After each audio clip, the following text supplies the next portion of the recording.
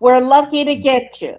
We're lucky to have you. I think this is really cool. I was kind of anticipating some technical issues, but I want to say, Mom and Dad, everybody, they really rocked the show. Come on, yeah. Very good. Thank you for having us.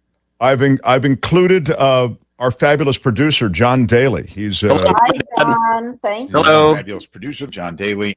He is a man of the world. He's a super tech ninja, as well as a guy. I'd say you've mastered this compared to some of our guests. This is extraordinary.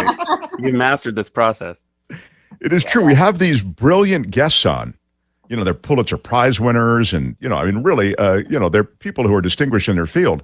But the clicking the link and then actually speaking with us, that seems to be a major challenge, and like reinventing the wheel every day. Well, if I let Daddy do it, he's the genius in the family. Not true, but We won't be here. You'll be on a delay. that's right. It is true. My father is, I think, a certified genius, and yet can't turn on the iPhone. So, I mean, he's got his exclusions to genius work, and We all have our areas of expertise. We all have our expertise, exactly. We have a couple of boxes of his books here. Anytime you want them. Mom and Dad were supposed to be in Europe right now, in Holland. Right. And what happened? They just canceled the flight on it. You open your computer and it says your flight has been canceled. Which happened. And so now... Well, we can send you to Reykjavik. I don't think... Reykjavik is nice, but it's cold.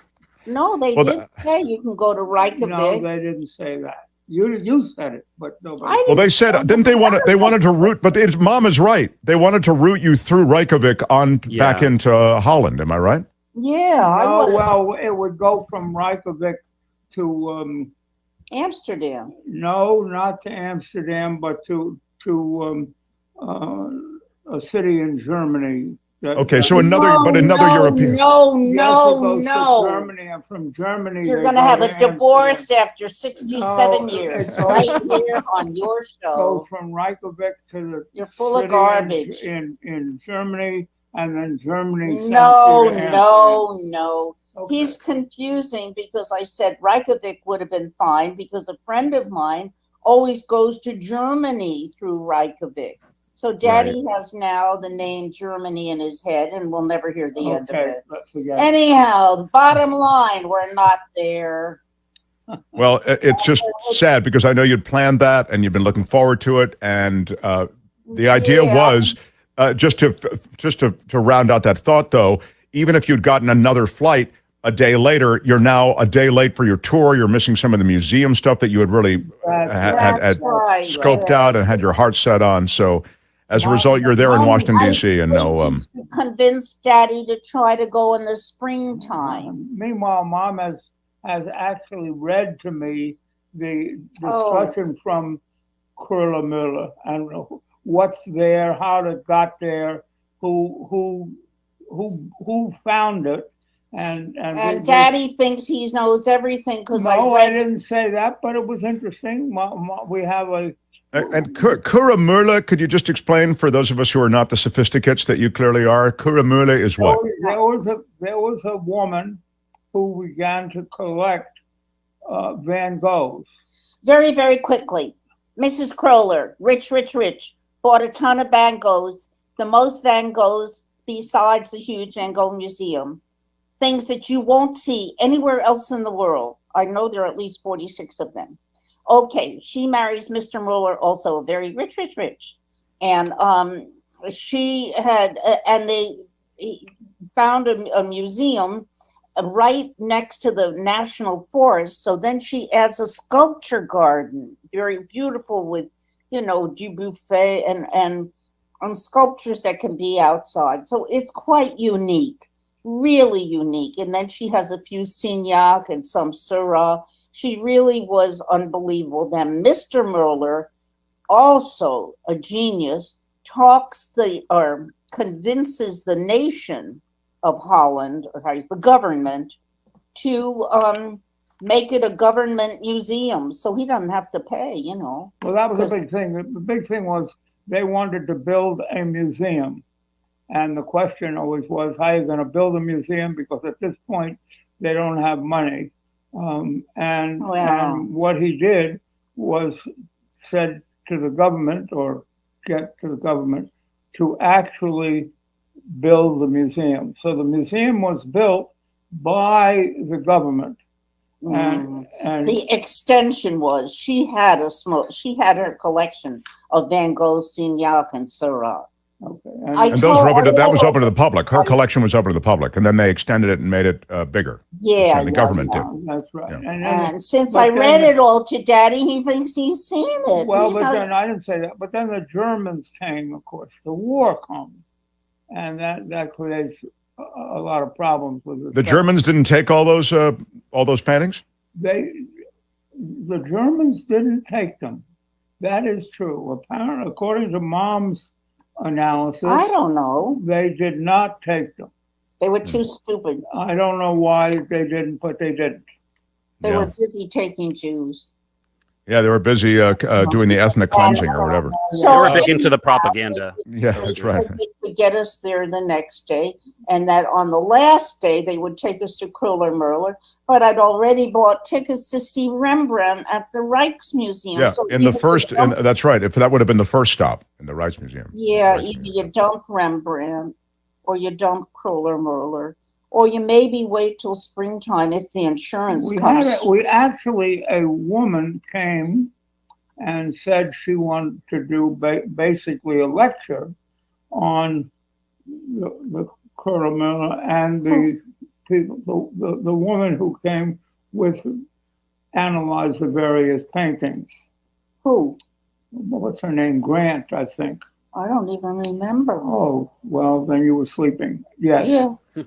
She came and she analyzed the various ones. She analyzed the. Analyze them, meaning she's making sure that they're bona fide Rembrandts she analyzed the Van Goghs, whatever. The anatomy lesson, and which is the Rembrandt, and she did a nice job of it and so on.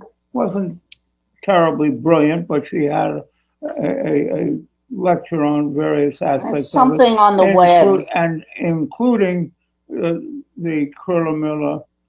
Yeah, it's not quite the same as being there, and then you're on the barge, and the barge goes in the canal, and it stops in Delft. And every morning you wake up and you have a big Dutch breakfast with 8,000 pieces of cheese, not for a vegan, and also 2,000 eggs, which I love. I live for a Dutch. I dream of a Dutch breakfast. Well, the Dutch breakfast hopefully will be something you guys can do in the spring. I mean, it really is sad, though. I know you were really when you anticipate a trip like this. He's not so sure he wants to move out of his chair. Okay, that's another issue. Right. Well, this sounds like a discussion for another time. Right. But I just wanted to touch base with you quickly. I wanted to say hi. There was Halloween. And you're on a block where there are a lot of the kids coming by. Did you guys dress up? I mean, I know it. You know what I mean. People are coming to the door. We had a wonderful afternoon, including the day before, including the dog of Wendy, and my sister, and Naomi. And that wasn't Halloween. And then that night, when the next night, when you're supposed to have them, nobody. Guess came. What happened? Nobody came. A huge recycling truck parked in our cul-de-sac. The children were afraid to come up because of the truck. Why did the recycling truck park in your? Was at the end of the street, and saw the cute little kids. So the parents, realizing how disappointed this end of the street was in the cul-de-sac, are sending them out tonight. So we. Oh, that's cool. That's great. So they are gonna come through. Because I know that Dad got we have a ton. Dad and you both have costumes that you wanted to greet the kids in. Well, I'm going to be a clown. I don't think Daddy. Daddy's the cat in the hat. Yeah. Right. I thought he did. Right. Oh no, you have a cat in the hat here. Daddy's the cat in the hat. I think that's it. Anyway. Well, it sounds like fun. So what happened on your show today? Well, we had a bunch of guests, and we've had good conversation. It was a good show, I thought. Didn't you think so, John? John is Yeah, and you immediately forgot what was on the show, didn't you? I got Fabulous producer John Daly. I could tell you. I mean, we had a filmmaker, and we had a lawyer. We had experts on a number of things. We had Courtney.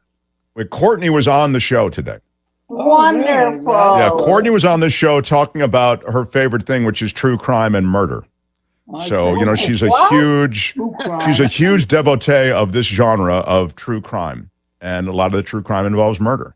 So she was talking about a break in a case called the Delphi murders. So that was what we did today. Yeah. Well, did it take place in Delphi? John, why is it called the Delphi murders? Fabulous producer John That Daly. is a good question, and I did not have time to research that in advance, but I will do that right now. John will get the answer. Delphi, It's the name of the historic trails where they were discovered. Okay. The Delphi Historic Trails in Delphi, Indiana. So it is Delphi, Indiana. Yeah, it's a very small town in Indiana. I think 3,000 people live there. And it was one of their own in the community, but it goes back to 2017, and they just arrested the guy. Imagine those years he lived in the community, and pretty wild. So we talked about that. So, thinking of and we talked about the Supreme Court. My father's a big Supreme Court and then constitutional law guy about affirmative action. I'm watching it. I'm obviously watching it like everybody else. It is a conservative court. I don't know what they're going to do, but it's a conservative court. Well, I know what they're going to do. They're going to rule against affirmative action. Right. Come on. They're going to what? They're going to rule against any kind of affirmative action. I mean, it would seem that the Harvard, North Carolina case is just that, right? I think I'm not so sure of that as you are. Yeah. All right. I understand that it's a conservative crowd, and they would argue against both North Carolina and Harvard, I guess the other one is. And the question is whether they're likely to do that or not. And I'm not so sure of that. I think Roberts obviously doesn't want to. So there may be some delay on that. I'm not so sure that's going to take place so quickly. All right. Well, I'd put money on that if you're, it seems to me pretty straightforward. These results, I think they reverse engineer a lot of these decisions at this point. Anyway, they decide. Okay. No. Look, you are the expert. You're the constitutional expert, but it just seems to me like you give credit for objectivity where it doesn't deserve to be, where no credit deserves to be ascribed any longer. So anyway, right. I'm here to balance it. Dad, Mom, I've got to wrap up, but I love talking to you. Love you both. Hope to see you before the end of the year. Yeah. Great to see you. Nice to chat with you. Glad you could meet John. Fabulous Yeah, producer it's John an honor. Daly. Thank you. Yeah. So great to meet you, John. Thank you guys. Mom and Dad, everybody. Thanks for having us. Have a great day.